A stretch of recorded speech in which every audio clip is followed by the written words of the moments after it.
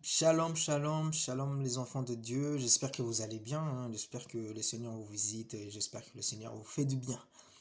Parce que sans le Seigneur, je vous dis clairement que aujourd'hui notre monde il est foutu quoi, quelque part. Et ce soir, j'ai eu à cœur de vous parler d'un sujet vraiment très très important pour nous les chrétiens. Et c'est la repentance. C'est la repentance. En tant que chrétien, aujourd'hui, on a tendance à s'éloigner de la repentance. On pense que le péché, on minimise parfois certains péchés. Et c'est très important de parler de la repentance parce que sans la repentance, on est éloigné de la face de Dieu. Ça, je pense que vous êtes conscient de tout ça. Et aussi parce que la repentance, c'est quelque chose qui nous libère, surtout. C'est quelque chose qui nous libère. C'est quelque chose qui nous ouvre le cœur. Alors, la Bible dit que nous sommes le temple du Saint-Esprit. Alors, clairement, vous comprenez que le corps que vous voyez, que vous possédez, ne vous appartient pas.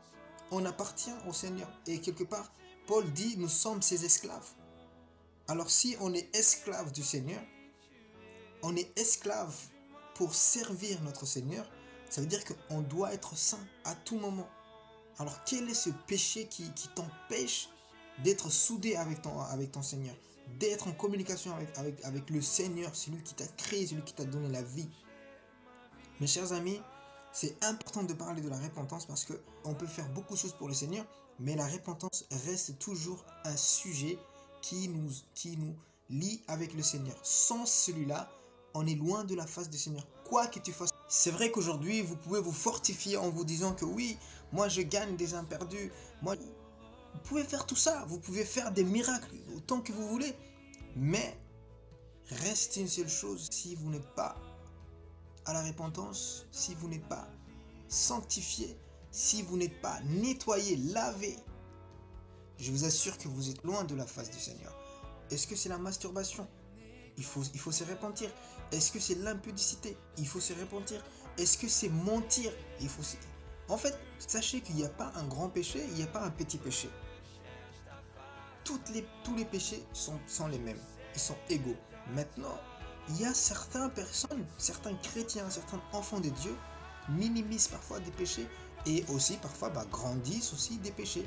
Dans le sens où ils ont honte, ils ont peur, ils ont de la repentance.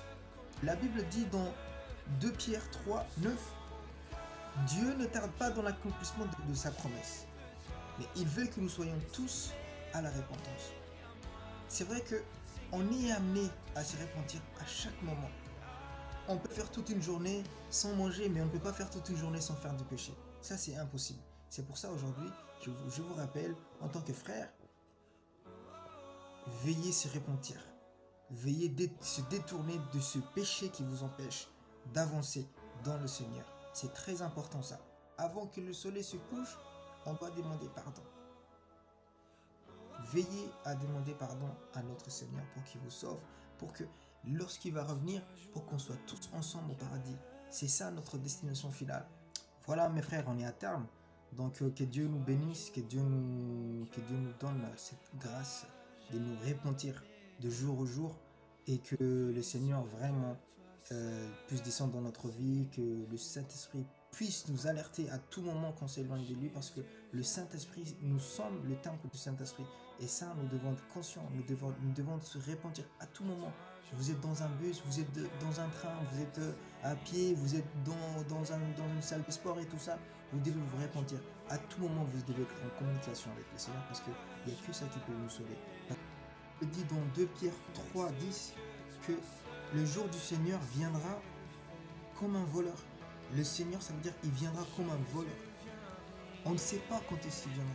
Même tout de suite que je suis en train de vous parler, le Seigneur, peut-être qu'il est déjà là, et j'aimerais bien vous voir. Et la terre sera enroulée. Mes frères, le paradis, c'est pas une mythe, c'est pas une histoire de...